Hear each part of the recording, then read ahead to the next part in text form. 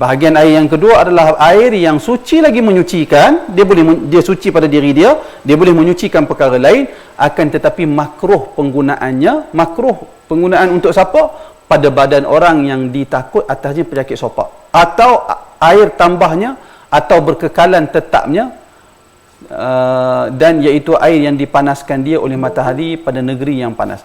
Maksudnya air yang makruh, suci lagi menyucikan, makruh digunakan pada badan kerana takutkan penyakit sopak, atau yang saya faham di sini, atau tambahnya ni maksudnya akan menambahkan penyakit sopak tu, atau berkekalan tetapnya, atau menyebabkan penyakit itu akan tetap. Katalah di dalam proses perubatan, dia nak mengubati penyakit sopak dia, bila dia guna air ini menyebabkan sopak dia lagi kekal lama di badan dia.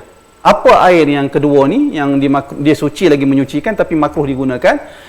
Kata muallif, iaitu air yang dipanaskan oleh matahari pada negeri yang panas, pada bejana yang menerima tukul, melainkan bejana emas dan perak, dan makruh pula air yang sangat panas dan sangat sejuk.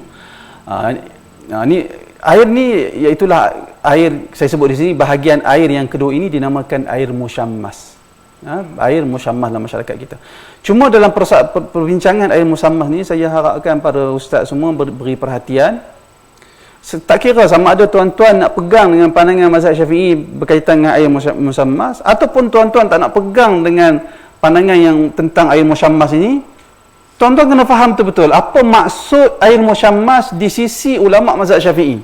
Ada orang dia berpegang dengan pandangan mazhab Syafi'i, ada air musyammas makruh digunakan, tetapi dia terang dalam bentuk yang salah. Dia kata air paip tu air musyammas. Dia buka air paip, dia rasa panas, dia kata air musyammas makruh guna. Tak betul cara faham tu.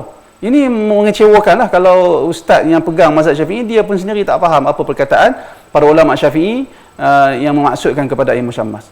Ada sebahagian ustaz dia tak pegang dengan pandangan Syafi'i yang mengatakan makruh air musyammas, tetapi kecewanya dia sendiri tak dapat gambaran sebenar apa air musyammas yang dimaksudkan oleh ulama mazhab Syafi'i.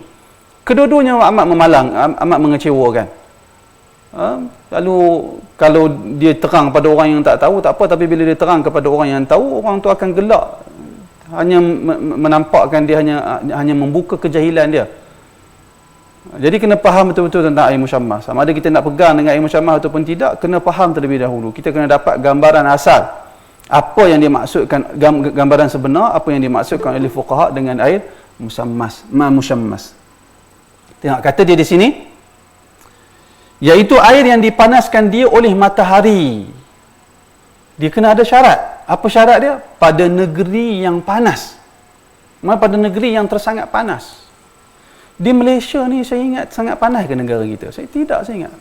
Nanti saya akan terangkan apa maksud negeri yang sangat panas. Pertama, dia mesti negeri yang sangat panas.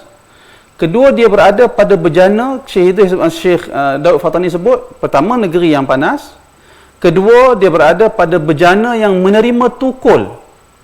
Jadi disebut dalam kitab fiqh ni, menerima tukul ni disebut sebagai yutraku bil matariq. Bekas buat isi air itu adalah bekas yang yutrak, yang ditukul, diketuk bil matariq. Matariq adalah mutrak. Mutrak ni itulah besi penukul tu, hammer tu, mutrak. Matariq jamak kepada mutrak. Jadi bekas tu mesti bekas yang boleh diketuk, boleh ditempa, seperti bekas yang diketuk, bekas yang boleh ditempa selain dari emas dan perak. Dia bukan emas dan perak. Bekas plastik masuk tak dalam ni? Tak masuk. Bekas plastik tak termasuk dalam air musyammas di sisi mazhab Syafi'i. Nah, kena faham betul-betul. Kerana dia letak syarat. Mereka ulama Syafi'i letak syarat. Pertama, air tu terjemur pada panas matahari di negeri yang sangat panas. Kedua, air yang terjemur di bawah terik matahari di negeri yang sangat panas itu berada di dalam bekas yang dibuat dari besi atau tembaga. Plastik tak termasuk. Disebab plastik ini la yutraku bil matariq, tidak diketuk dengan hammer, tak boleh. Atau nak buat tu tak boleh diketuk dengan hammer, tak boleh. Dia mesti boleh diketuk dengan besi mutrak, besi pengetuk, besi penukul tu. Itu Syekh Daud Fatani dia sebut dua syarat. Dia sebut dua syarat. Di dalam bahagian huraian, saya agak hurai panjang perkara ini.